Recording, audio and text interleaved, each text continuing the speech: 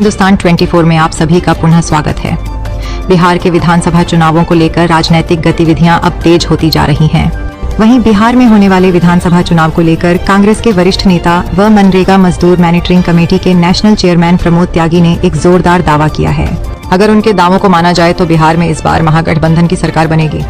Media कर्मियों से बात करते हुए प्रमोद त्यागी ने कहा कि राहुल गांधी की कर्मठता और उनकी लोकप्रियता से बिहार के लोग कांग्रेस की ओर उम्मीद भरी निगाह से देख रहे हैं।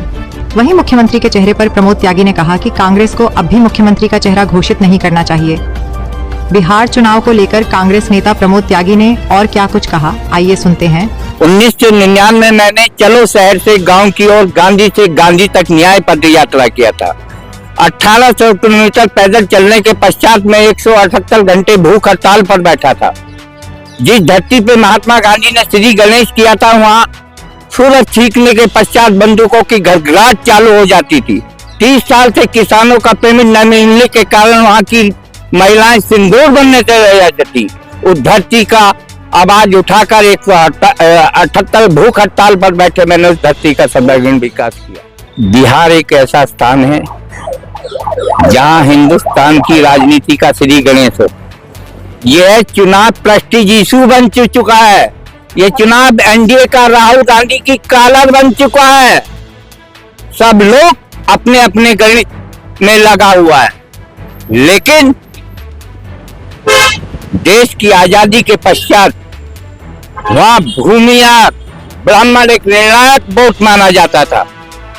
राहुल गांधी की कर्मठता से बिहार का वोटर राहुल गांधी के प्रति सोचने लगा था। जो उन्होंने पर्दाफाश करके कर्नाटक में सीट पे विधानसभा का पर्दाफाश जो चुनाव आयोग का किया, पूरे देश का वोटर राहुल गांधी के प्रति सोचने लगा था। क्योंकि कांग्रेस एक सेकुलर जमात रही है। इंदिरा जी हमेशा बोलती थी जात पर न पात पर मोहर लगेगी। इस तरह से घर घर में वोट चोरी की आवाज उठ चुका था। बच्चा बच्चा वोट चोर चुनाव आयोग को बताने लगा था। लेकिन कांग्रेस ने पूरे प्रदेश में दौरा किया। जी बहुत सीनियर रहे हैं, उनके दिल में कांग्रेस की भावना थी, इंदिरा जी के प्रति लगाव उनका था।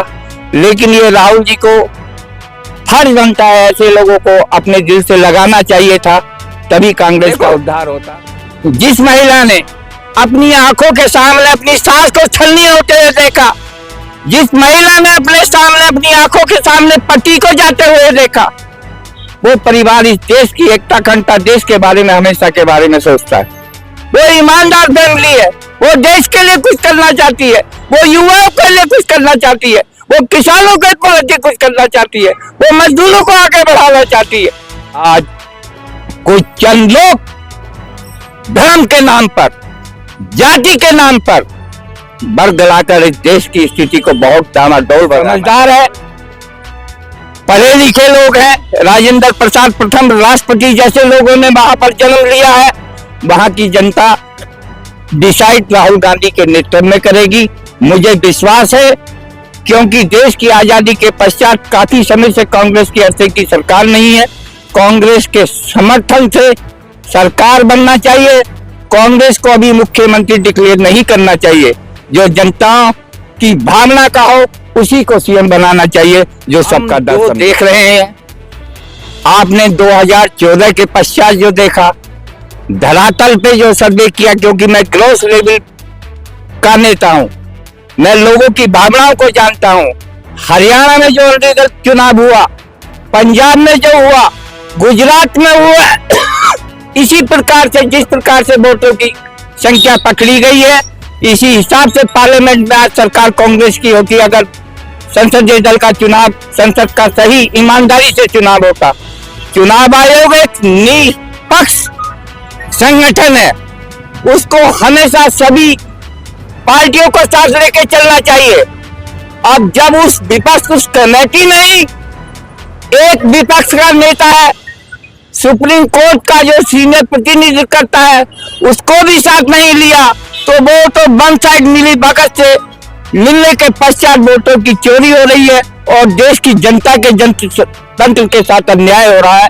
इसके लिए बहुत बड़ी क्रांति होगी, हाहाकार मच जाएगी। राहुल गांधी के नेतृत्व में पूरी जनता तैयार है। और रहा हाइड्रोजन बम का, राहुल जी नियम के अनुसार समय आने पर उसका पर्दाफाश करेंगे।